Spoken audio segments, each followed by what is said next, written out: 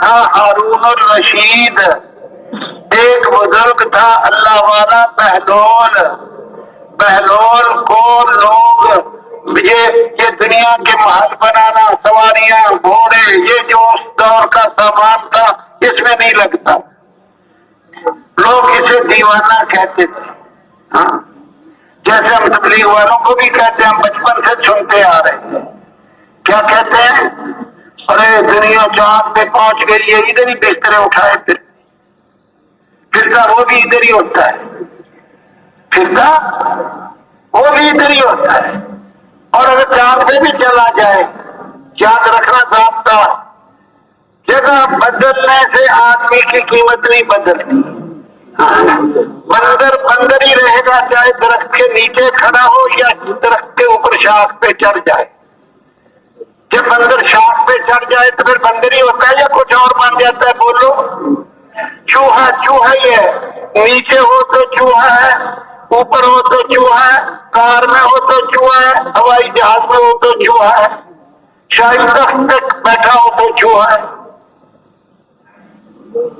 عمل بدلنے سے قیمت بنتی ہے، جگہ بدلنے سے نہیں بنتی۔ خیر، لوگ بہلول کو مذاق کرتے ہوتے تھے، دیوانہ کہتے تھے۔ بادشاہ ہارون الرشید بھی اس سے مذاق کرتا رہتا تھا۔ ایک دن ہارون الرشید کو کیا سوجھی، اس نے بہلول کو کہا، ارے بہلول، یہ چھڑی لے لے۔ ایک چھڑی تھی اس کے پاس، ہارون الرشید کے پاس عصا چھڑی، بوڑھا آدمی ڈنڈا کھونڈی۔ کہ بہلول یہ چھڑی لے لے، یہ اس کو دے دینا جو تجھ سے بھی بڑا بے وقوف ہو۔ یہ ہارون الرشید نے بہلول کو کہا، مطلب یہ تھا مذاق کیا، تجھ سے بڑا بے وقوف کون ہوگا؟ بہلول نے وہ چھڑی لے کے گھر جا کے محفوظ کر لی، سنبھال لی۔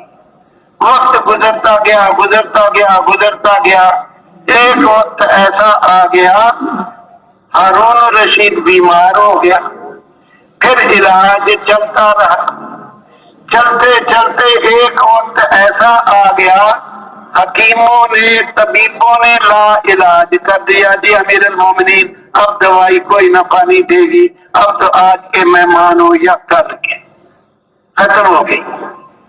لوگ عیادت کو آنے لگے کہ امیر المومنین جا رہا، بہلول بھی وہی چھڑی لے کے آ گیا جو کس کو دینی تھی، بول کے بتاؤ؟ بڑے بے وقوف کو، جو تجھ سے بھی بڑا بے وقوف۔ ہاں، تجھ سے بڑا بے وقوف کون ہوگا؟ سب سے بڑا تو ہے۔ وہی چھڑی لے کے آ گیا، پوچھا امیر المومنین کیا حال ہے؟ امیر المومنین نے کہا آج کا مہمان ہوں یا کل کا، کہ یہ جہان چھوڑ کے اگلے جہان جا رہا ہوں۔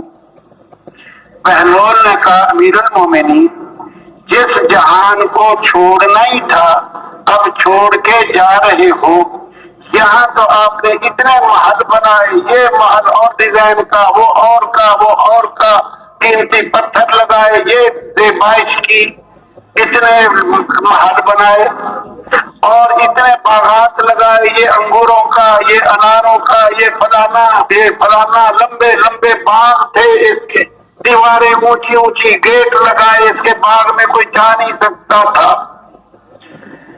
جس جہان کو چھوڑنا ہی تھا وہاں اتنے محل بنائے، اتنے باغ لگائے، تو امیر المومنین جہاں ہمیشہ رہنے کے لیے جا رہے ہو وہاں کتنے محل بنا لیے ہیں اور کتنے باغ لگائے ہیں، اپنے محلوں کے اور برات کے اوصاف بیان کیجئے، صفلی بیان کیجئے، کتنا انگوروں کا باغ کتنا لمبا ہے وہاں، آپ کا اناروں کا کتنا لمبا، یہ بتاؤ کیسے محل اور کیسے باغات بنائے جہاں اب جا کے رہو گے۔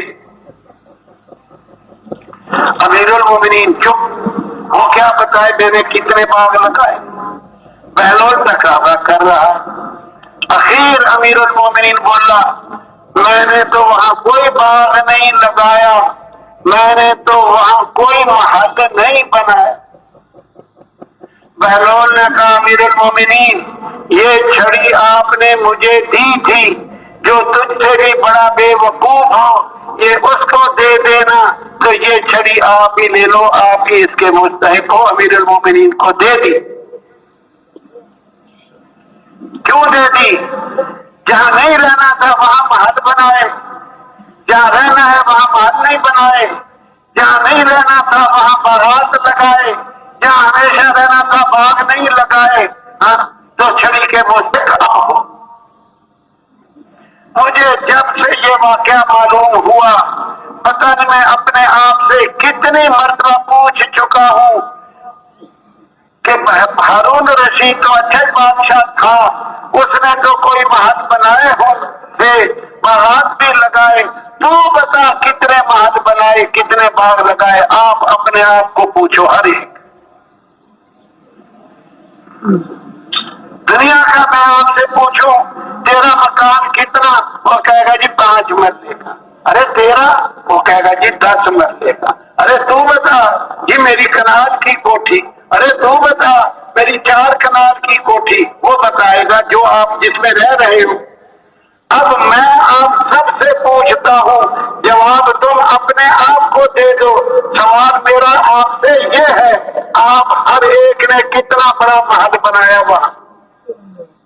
کتنے محل بنائے ہیں؟ کتنے باغ لگائے ہیں؟ کس کس چیز کا باغ لگایا ہے جہاں ہمیشہ جا کے رہنا ہے؟ جواب اپنے آپ کو دے دو۔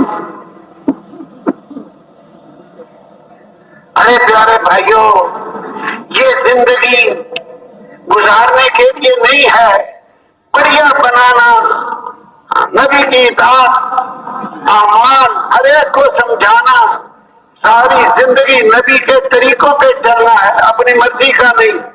دین اپنی مرضی کا نہیں ہے۔ نبی علیہ السلام کا مبارک طریقہ ہر کھانے میں، پینے میں، لباس میں، شکل بنانے